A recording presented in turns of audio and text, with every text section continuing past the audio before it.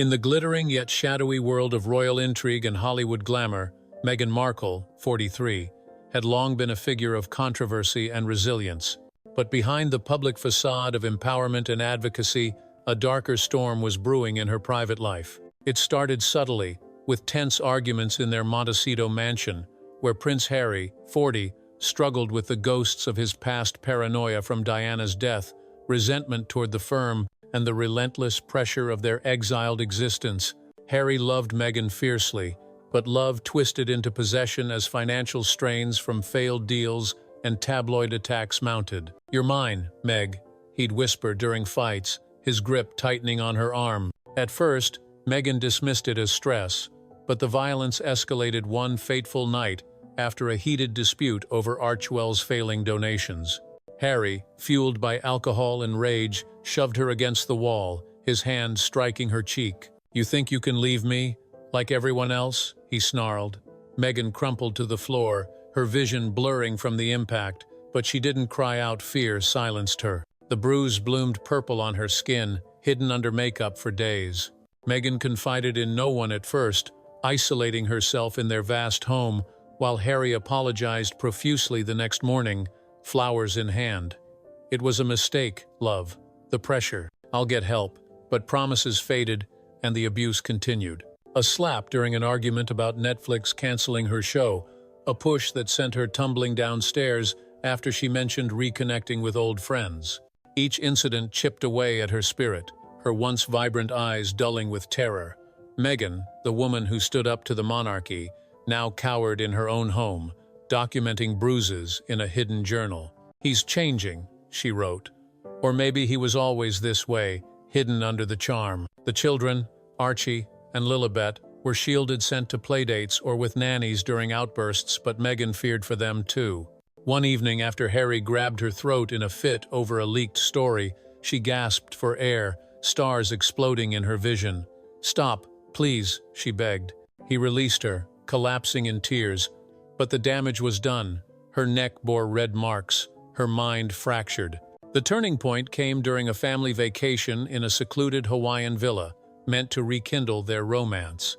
Away from prying eyes, Harry's jealousy boiled over when Meghan received a call from a male producer. "Who was that? Another admirer?" he accused, his fist connecting with her ribs. Pain shot through her as she fell, curling into a ball on the tile floor. "You're hurting me, Harry. This is abuse," she screamed, but he towered over her, ranting about betrayal. That night, alone in the bathroom, Meghan stared at her reflection's swollen lip, bruised ribs, and realized she couldn't endure anymore. But leaving a prince, even an exiled one, seemed impossible. The world would blame her, twisted into Meghan's drama. Her mental health deteriorated rapidly, sleepless nights haunted by flashbacks, anxiety attacks that left her hyperventilating, depression cloaking her in numbness. "I'm breaking," she whispered to her mirror self. Friends noticed her withdrawal. Oprah called concerned, "Meghan, you sound off. What's wrong?" But she lied. "Just tired." Back in Montecito, the violence peaked. During a late-night confrontation about Harry's therapy avoidance, he threw a vase that shattered near her head, shards cutting her arm. Blood dripped as she fled to the guest room, barricading the door. "I'll kill us both before I lose you," he shouted, pounding on the wood. Terrified, Meghan called her mother, Doria, in tears. "Mom, he's abusing me. I need help." Doria urged her to leave. "Come to me, baby. Get safe." But Harry, overhearing, smashed her phone, his face contorted in rage. "No one takes you from me." He dragged her by the hair, slamming her against the bed. Pain exploded, and Meghan blacked out. She awoke hours later, alone, her body aching, mind shattered. The next day, feigning calm, she contacted a discreet domestic violence hotline, whispering her story. "He's violent. I'm scared for my life." The counselor advised, "Get out now. Seek medical help." But the abuse had eroded her sanity. Paranoia set in. She saw shadows everywhere, heard Harry's voice in whispers, questioned her own reality. Meghan's breakdown came swiftly. Sleepless and battered, she collapsed during a virtual Archewell meeting, sobbing uncontrollably on camera. "I can't. He's hurting me," she muttered before disconnecting. Alarmed staff alerted authorities, and paramedics arrived to find her catatonic, bruises visible under her sleeves. Harry, panicked, claimed she fell, but the evidence spoke volumes.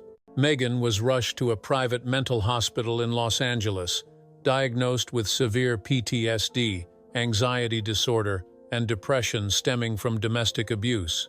"She's been through hell," the doctor told Doria, who flew in immediately. In the sterile white room, Meghan stared at the ceiling, replaying the violence, the slaps, the shoves, the threats.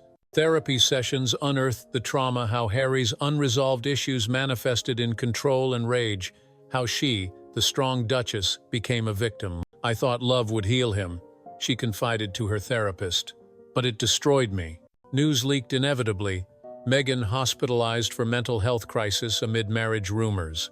Tabloids speculated wildly, but insiders whispered of abuse.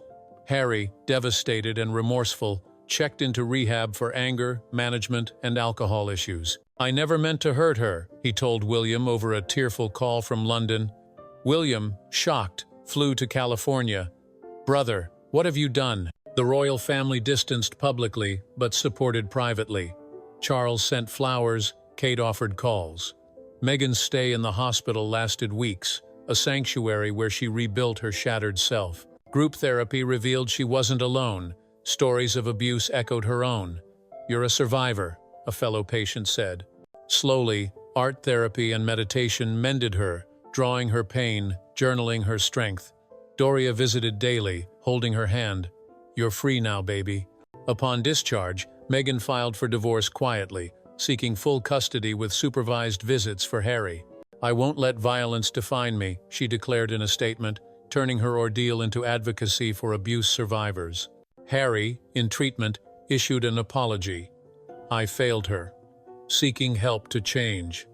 The world watched, divided. Some blamed Meghan for exaggerating, others hailed her courage. Archewell pivoted to domestic violence awareness, donations surging. Meghan emerged, transformed, scarred but unbreakable, her mental health journey a beacon. In a new home with the kids, she gazed at the ocean, whispering, "I'm healing." The abuse had led her to the brink, but the hospital saved her, proving that even duchesses could rise from ashes.